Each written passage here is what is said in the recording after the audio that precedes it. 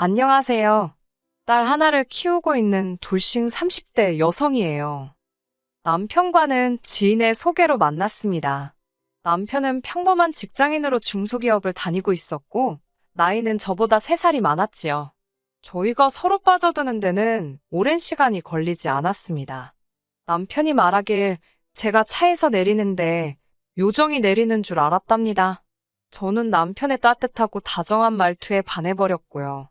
그렇게 서로 콩깍지를 쓴 채로 인연을 만났습니다. 당시 남편에게 이야기를 하진 않았지만 나이가 30을 넘어서니까 조금씩 조급한 마음이 들더군요. 주변에 친한 친구들이나 언니들이 시집 가는 걸 보면서 조급한 마음은 심란해지기까지 했고요. 그렇다고 쫓기듯이 결혼하는 것도 내키지는 않았고, 사실 말이 나와서 말이지만 시집 가서 잘 사는 친구들이 있는가 하면 시어머니나 신우 때문에 혹은 육아로 고생하는 친구들의 이야기도 심심치 않게 들려왔거든요.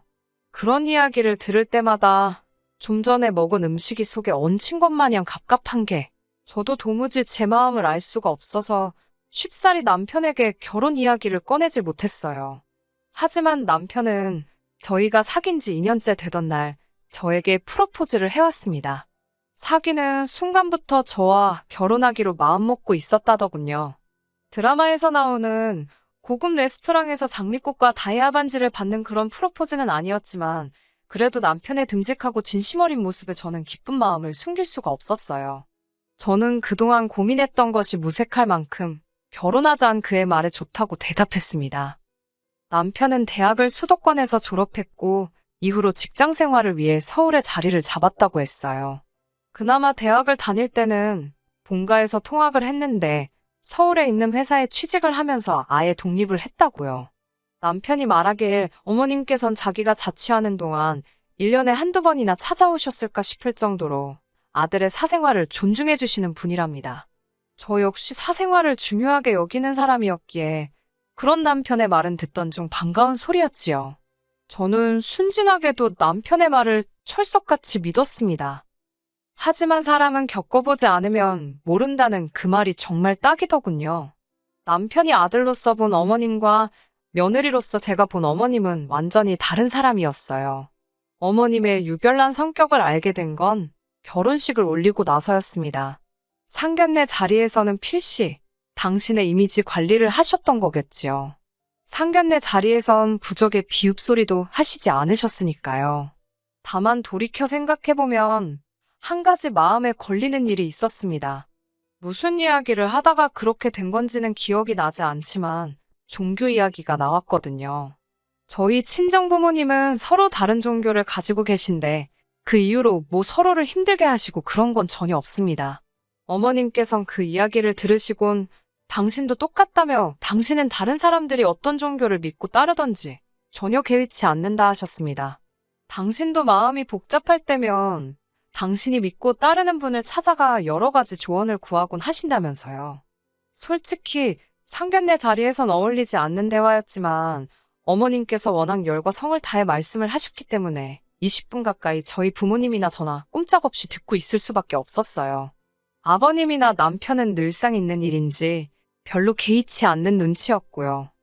하지만 신혼여행에서 돌아온 날 어머님이 말씀하셨던 그 믿고 따르는 그것이 무엇을 의미하는지 확실히 알게 되었습니다.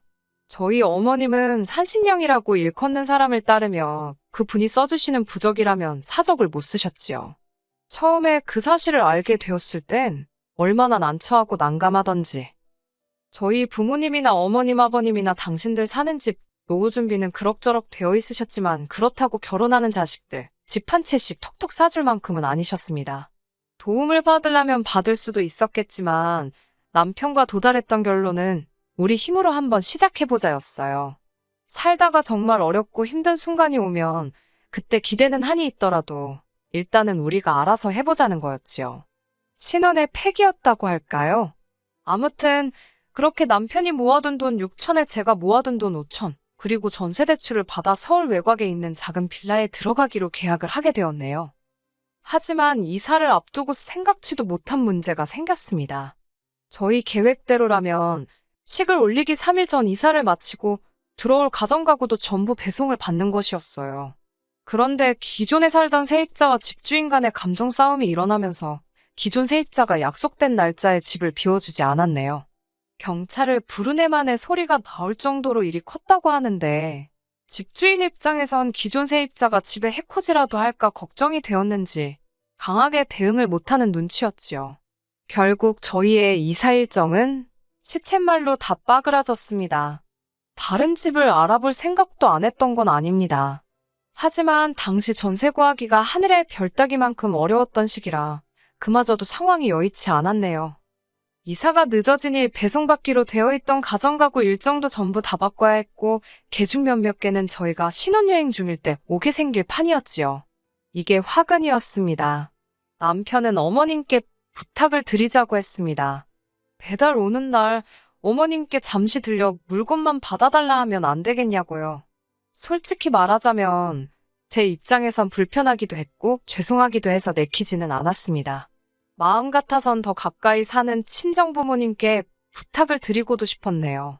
하지만 당시 외할머니께서 많이 편찮으셨고 그 병간호를 저희 어머니가 도맡아서 하시다 보니 제 일까지 부탁드리기가 어렵더라고요. 아무튼 이러한 이유로 신혼집 비밀번호를 어머님께서 알게 되신 거예요. 신혼여행을 하는 동안 어머님께서 가정가구가 다 도착한 것 같다 연락을 주셨고 감사하다 했습니다.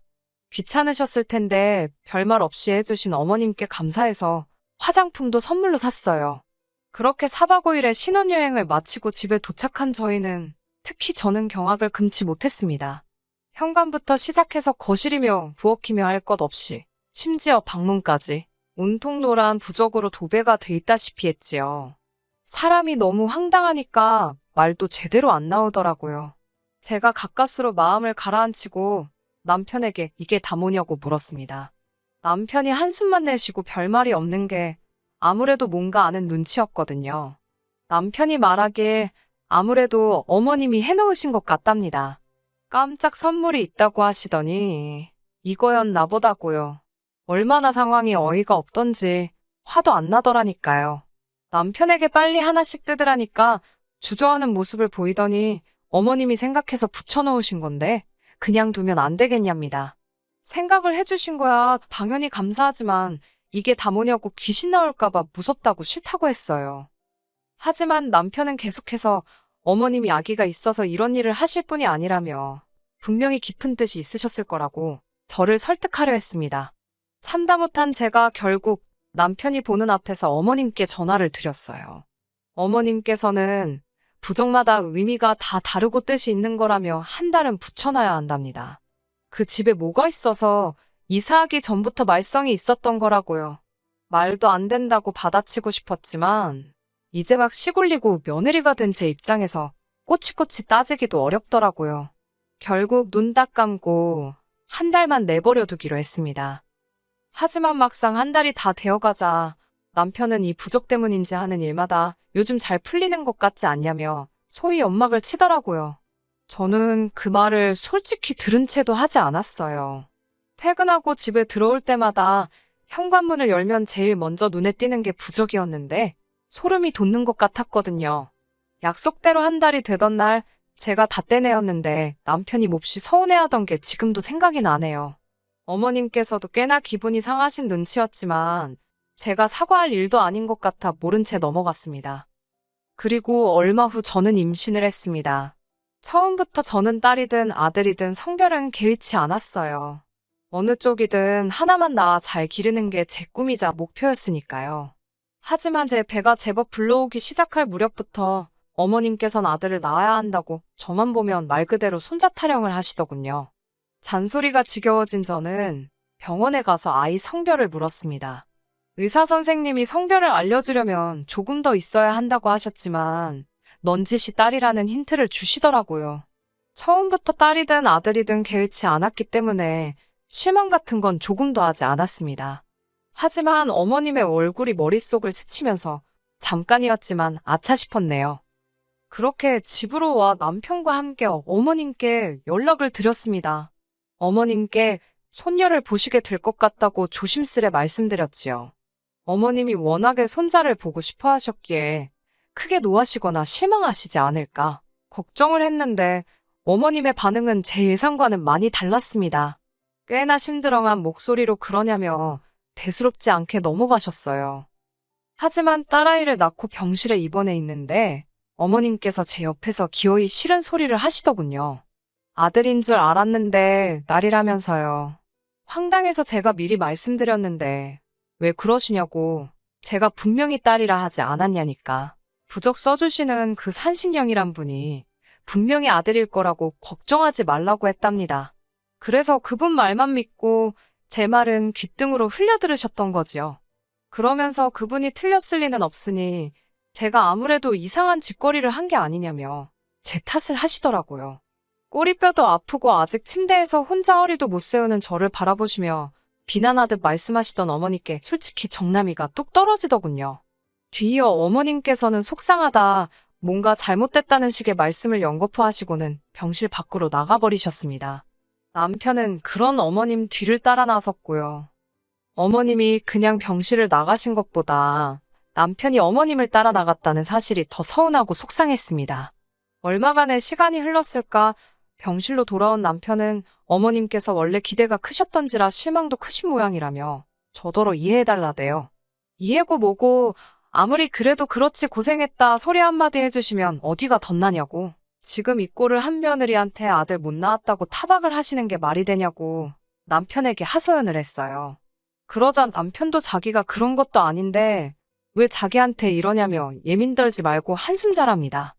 어머님께는 내일쯤 전화해서 죄송하다고 하면 다 풀리실 거라면서요. 죄송하긴 뭐가 죄송하냐고, 내가 뭘 잘못했냐고 해도 남편은 어머님 성격 몰라서 그러냐며 저더러 그냥 맞춰드리라는 식이었고요. 임신했을 때나 출산했을 때 남편이나 식구들한테 서운한 소리를 들으면 그렇게 오래 간다더니 제가 딱 그랬습니다. 어머님께서 먼저 적나라하게 당신 속내를 보여주신 덕분에 저도 어느 정도 거리를 두고 어머님을 대하게 되더라고요. 손녀 자주 봐서 뭐하냐며 어머님은 저희 집에 자주 오지도 않으셨어요. 그렇게 서로 대면대면하게 지내다 보니까 어머님에 대한 서운함도 좀 가시는 것 같았지요. 그리고 어머님께서는 이런 틈을 놓치지 않으셨습니다. 제 행동이나 말투가 좀 누그러졌다 싶으셨는지 아니면 남편을 통해 뭐라도 들으셨는지 언젠가부터 다시 하루가 멀다 하고 연락을 해오셨거든요. 갑자기 연락을 해오시는 것도 당황스러웠지만 어머님의 용건을 알고 나선 황당한 마음을 감출 수가 없었지요. 어머님께서 또 다시 손자 타령을 하시는 게 아니겠어요? 사실 남편과는 이미 하나만 낳아 잘 기르는 쪽으로 결정이 난 상황이었기에 어머님의 손자 타령이 부담스럽게 다가온 것도 사실이고요. 저는 어머님께 솔직하게 말씀드렸습니다. 남편이나 제 벌이를 생각했을 때 아이들을 낳아 기르는 건 현실적으로 어려울 것 같다고요.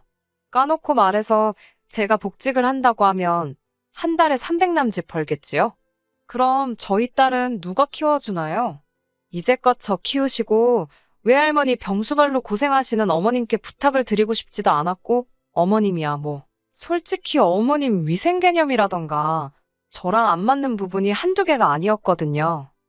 결국 아이 봐줄 이모님이라도 한 분 구해야 하는데 그분에게 제 월급을 다 갖다 바쳐야 할 판이었으니 이러지도 저러지도 도저히 계산이 서질 않아 머리가 깨질 것 같았습니다.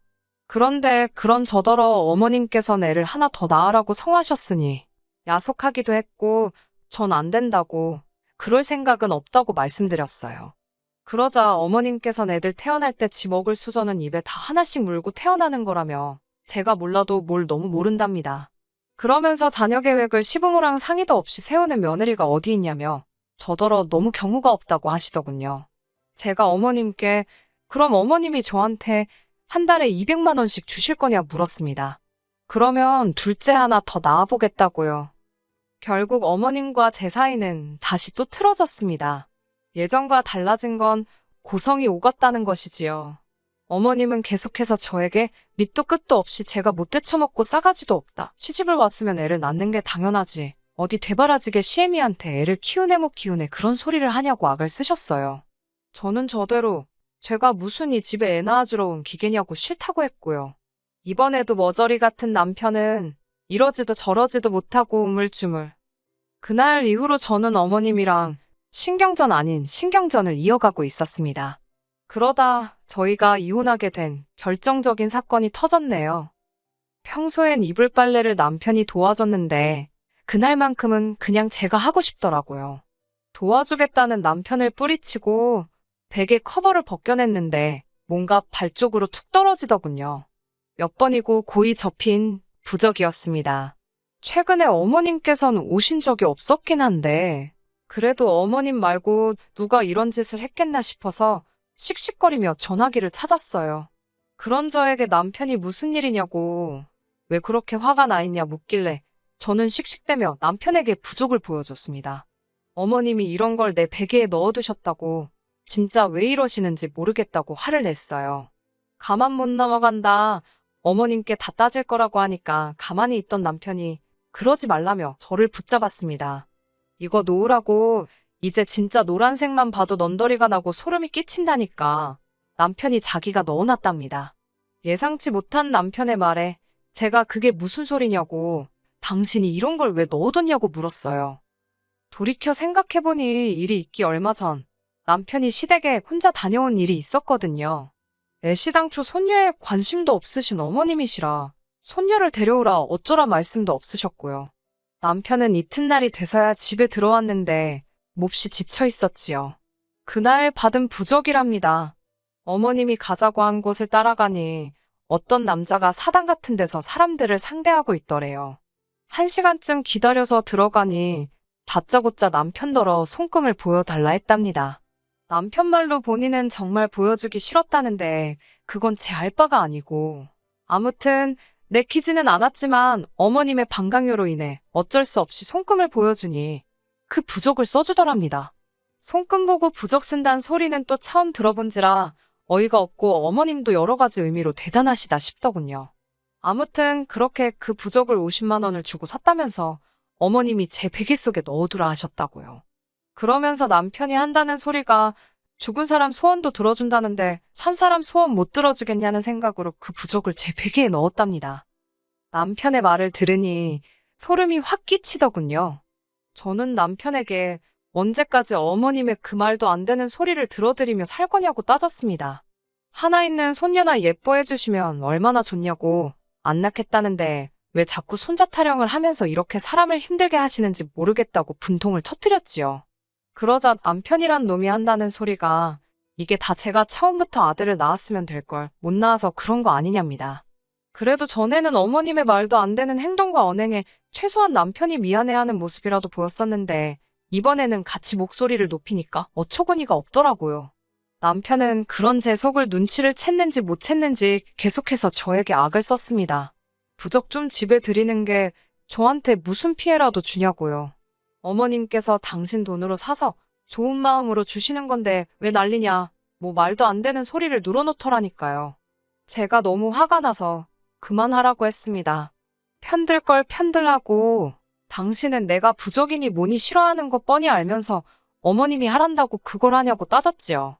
그리고 애는 뭐 저절로 잘하냐고 아무리 나이가 드셨대도 어쩜 그렇게 생각이 짧으신지 모르겠다고 저도 모르게 한숨을 내쉬고 말았네요. 남편은 제가 어머님을 무시했다며 길길이 날뛰기 시작했습니다. 이후로는 급기야 서로에서는 안 될 소리까지 주고받게 되었고 격해진 감정 때문인지 이혼 이야기까지 나오고 말았네요. 솔직히 딸아이를 생각하면 이혼만큼은 피하고 싶었던 게 사실이에요. 전부 다 이야기할 수는 없지만 사실 이전에도 남편과 헤어지고 싶은 순간들이 있었고요. 그때도 오로지 딸아이만 생각하며 참아왔지요. 하지만 전 깨닫고 말았습니다. 이런 줏대없는 아빠와 손녀라는 이유로 거들떠도 안 봐주는 조부모 밑에서 제 딸이 배울 거라곤 쥐통만큼도 없을 거란 사실을 말이지요. 행복한 엄마가 행복한 자녀를 키울 수 있다는 누군가의 말처럼 행복한 딸로 키우고 싶어서 그렇게 저는 이혼을 결심했습니다. 남편은 자기가 딸을 키울 거라고 했지만 정의는 제 편이더군요. 남편과 어머님의 폭언, 부당한 대우 등을 인정받아 저는 양육권을 가져오는 동시에 위자료까지 받고 이혼할 수 있었습니다. 어머님께선 제 앞에서 마치 저 보란 듯이 남편더러 이참에 새장가 가서 당신 손자 좀 안겨달라시던데 어이가 없더라고요. 남편은 아마 어머님 때문에 팔자가 꼬여도 2번은 꼬이겠다고 쏴붙였어요. 새며느리 보는 부적도 하나 사셔야겠다고 아는 체를 했지요. 지금 저는 친정으로 내려왔습니다. 친정 부모님께서는 너무 기죽지 말고 열심히 살라고 그때부터 지금까지 늘 저를 응원해 주시네요. 저 잘 살고 있고요. 앞으로는 더 잘 살아보려고요. 끝까지 들어주셔서 감사합니다. 오늘의 사연은 여기까지입니다. 구독과 좋아요, 알람 설정 부탁드리고 더 좋은 사연으로 다시 찾아뵙겠습니다. 감사합니다.